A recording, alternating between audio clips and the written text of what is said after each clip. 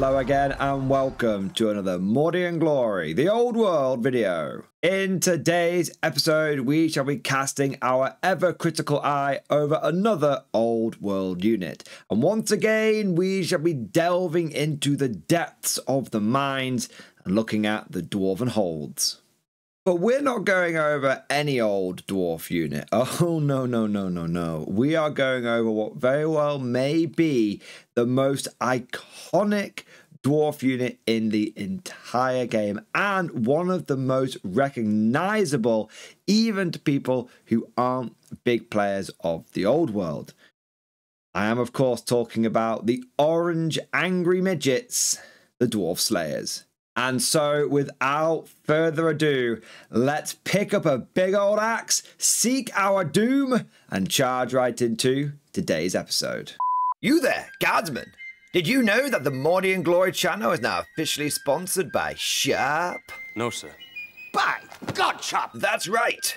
HarperCollins, the publisher of the Sharp books, has partnered with the Emperor's True Finest as part of the release of the latest tale in the Sharp series, Sharp's Command. To be commanded by the newly gazetted Captain Gibbons. To be commanded by the newly gazetted Captain Sharp. In this brand new novel from Bernard Cornwell, Major Sharp is outnumbered, outgunned with enemies on all sides. Can he and his men save the day? Well, there's only one way for you to find out. Click on the affiliate link down below, get yourself a copy of Sharp's Command, and support the channel today. That's soldiering.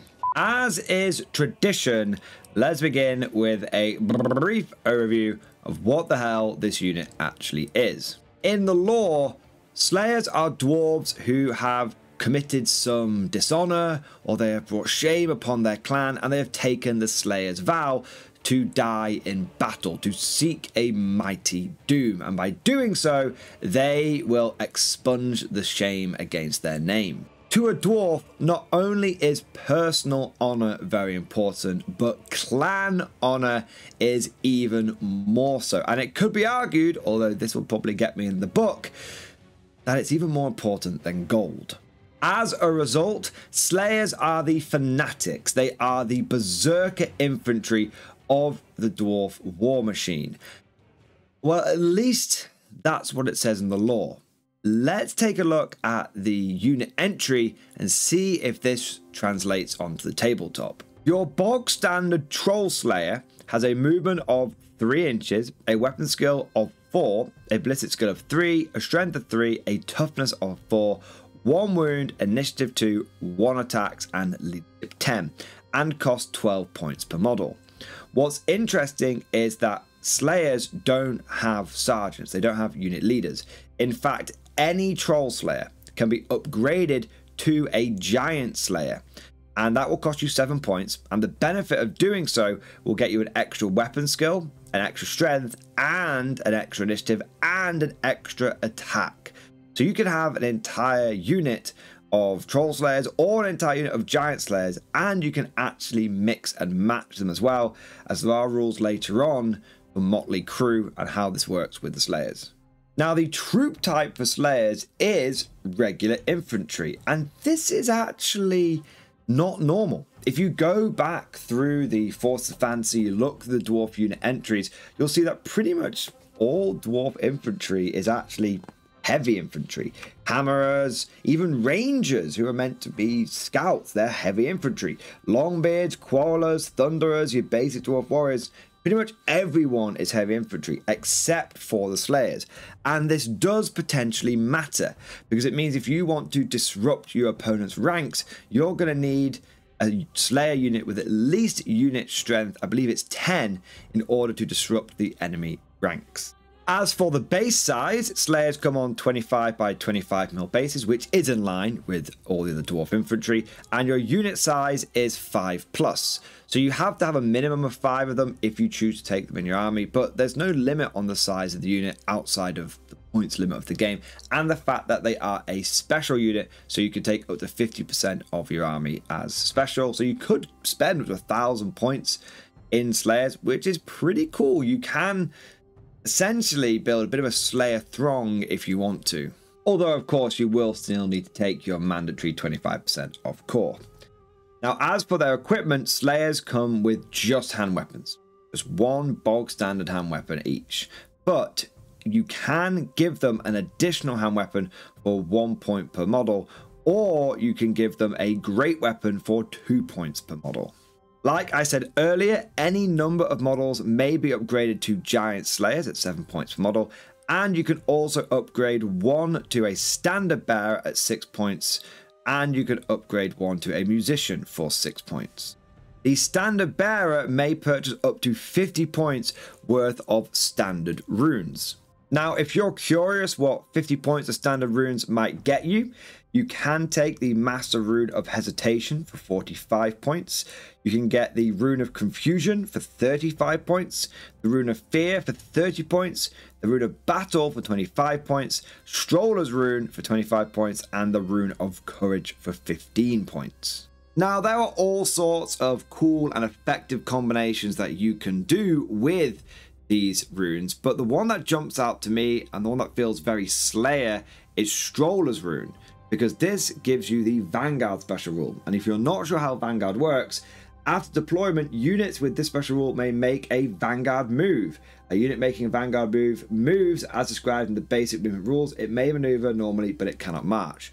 So with your Slayers, those guys that are eager to get into battle and seek their doom and are rushing forward, it essentially gets you a free pre-game 3-inch move, which is not bad if you're trying to get these guys into the thick of it quickly. And that is something you very well may be actively trying to do, thanks to the laundry list of special rules that Slayers get, which make them damn effective in close combat. Firstly, you have Death Blow. This is a dwarf unique special rule. How it works is when a model with a special rule is reduced to 0 wounds by an enemy attack during the combat phase, the unit that made the attack suffers a strength 3 hit with AP of -1. Now, it's important to understand that they suffer the hit, so it's automatically hitting. It's a bit like a magic missile, right? Probably shouldn't say that about dwarves. They don't like magic. That's going in the book, but you get my point. They suffer the hit, so all you need to do is roll to wound. Yes, it's only strength 3, but AP -1 is pretty good, and it's just free attacks that you, for free hits you essentially get to do on the enemy unit. You also have Hatred Orcs and Goblins, like every dwarf unit. You are immune to psychology, which means that you're not going to care about panic or fear or terror or anything like that. Slayers also have the Loner special rule, which means they cannot be joined by any dwarf characters which aren't also loners. So essentially, Slayers can only be joined by Slayer characters, although there are a couple of those to choose from. They also have magic resistance -2, which is higher than the normal magic resistance of -1 that you find on most other dwarf units. Due to the fact that you can take Troll Slayers and Giant Slayers together, they have the Motley Crew special rule. So you can have a mixture of hand weapons, 2-hand weapons, and great weapons, and Troll Slayers and Giant Slayers all together. Now, if you do have a mixture, there is an extra asterisk to how Motley Crew and Slayers works. Giant Slayers always occupy the front ranks of the unit, pushing past any Troll Slayers to get there if necessary, such as when the unit turns. If a unit that includes a Standard Bearer and a Musician includes enough Giant Slayers, both its Standard Bearer and Musician will be Giant Slayers. If a unit that includes a Standard Bearer and Musician includes only one Giant Slayer, that Giant Slayer will be its Standard Bearer.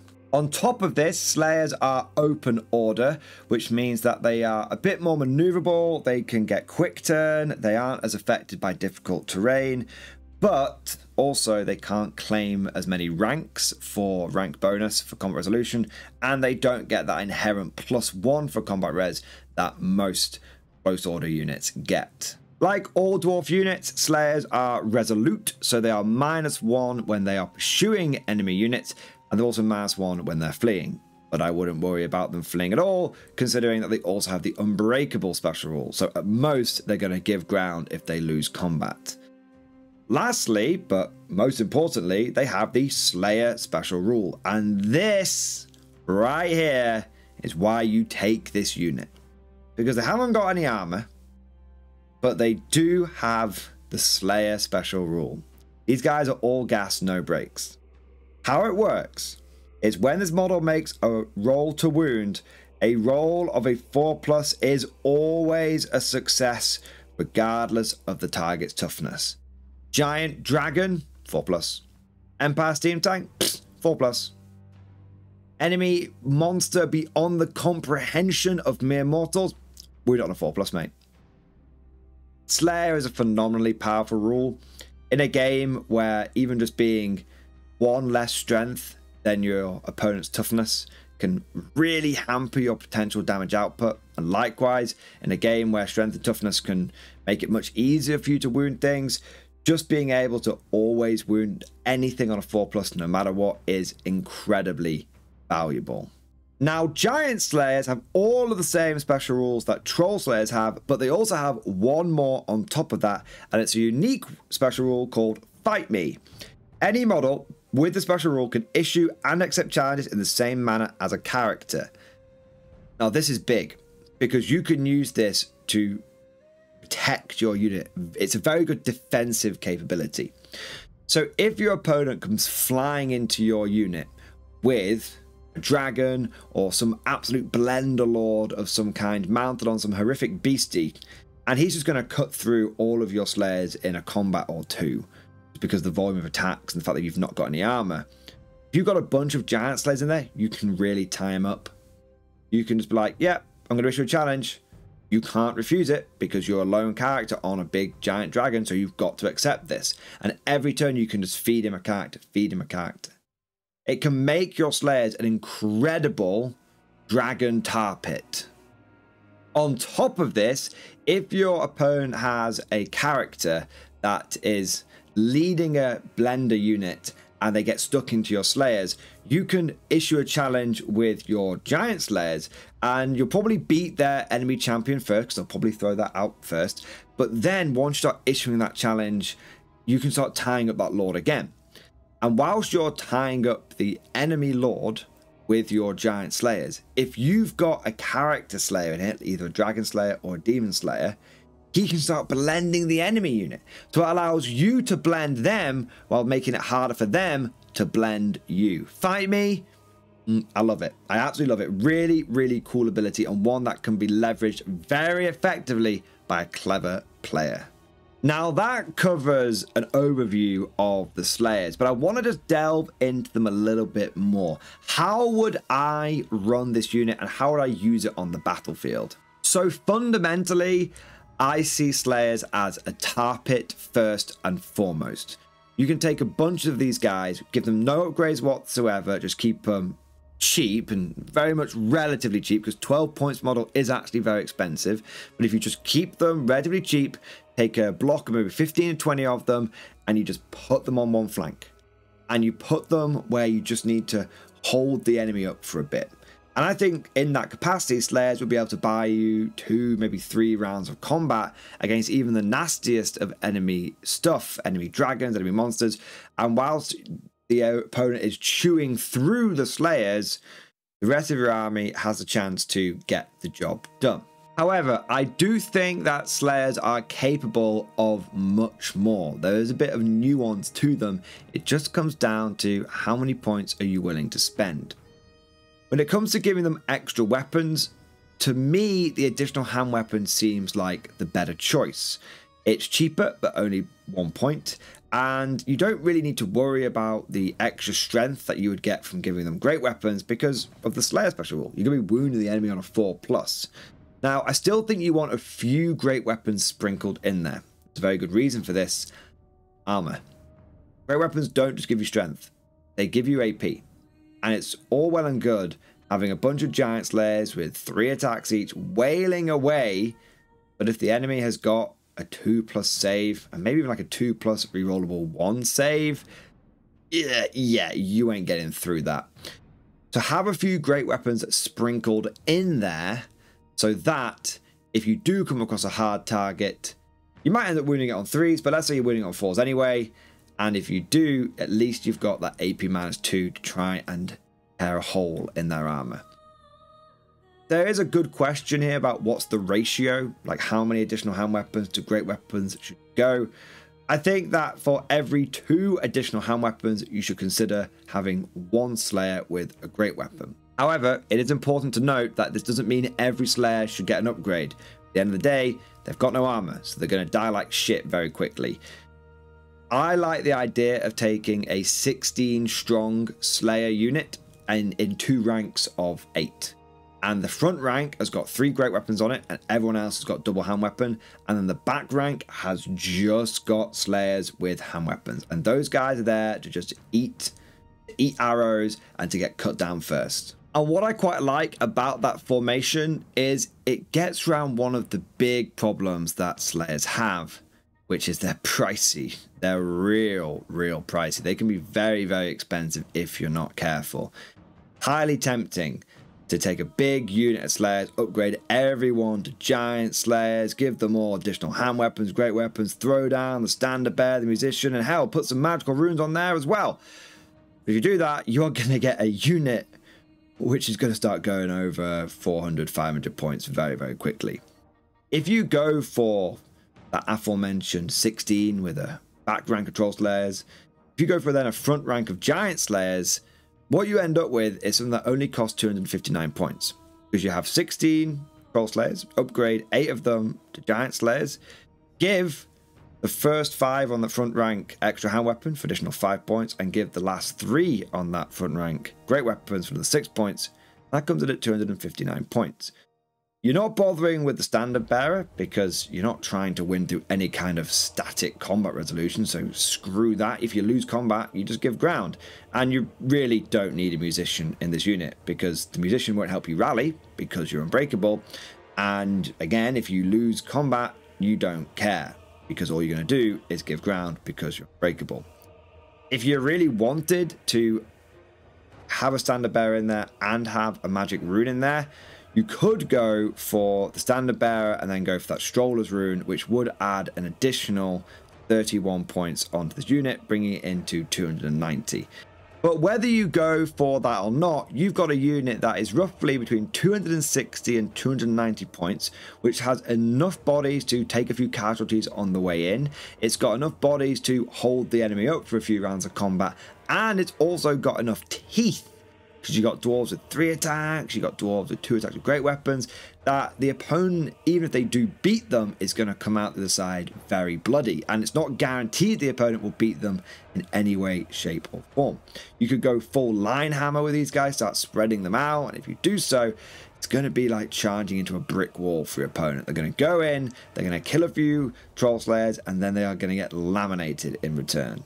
But regardless of all these points costs and tactics and all this kind of stuff, there's one last thing that needs to be mentioned. One final important consideration, which I think is the most important one of all. And that is the rule of cool. However you slice it. Slayers are badass, man. They're iconic. They are berserker infantry. And the image of them just going in there, taking on the bigger stuff is awesome.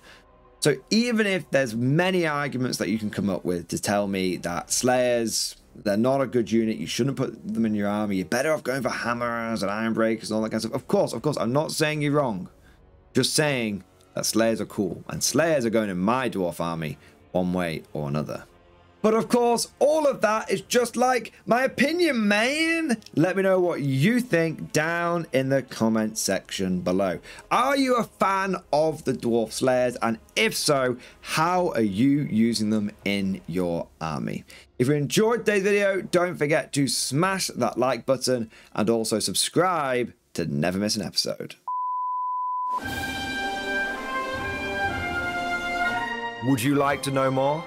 If so, then please consider becoming a channel member or patron. By supporting the channel, not only will you be doing your part, but you'll also be helping me create more content for your viewing pleasure and unlocking a whole host of perks. You get everything from a badge next to your name, custom emojis, but the big one is access to the Mordian Glory Discord server, an online community with almost 2,500 active members. It's always popping off in the MG Discord. We've got channels for army lists, hobbying, tactics, stories, and even a pretty spicy meme section as well.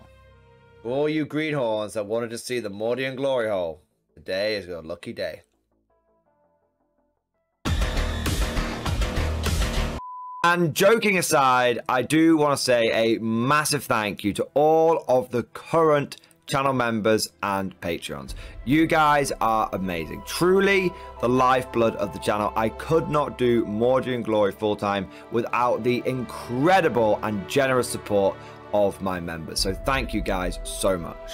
And last but certainly not least, I want to say a personal thank you to all of my top tier Patreons. These are the War Masters, the people who have truly gone above and beyond the call of duty. So a heartfelt thank you to Alex Dengal, Bon Vert, Lord Pryor, Mark Panconi, RJ Scorpion, Swordfish Trombone, Try Again Bragg, John Stubbs, Nick Walsh, Diesel Fox, and August Barney. Seriously guys, thank you from the bottom of my heart. Your support is incredible and it makes a huge difference. Thank you so much. That's all for now. Hope you've all enjoyed today's video, and of course, as always, see you guys next time.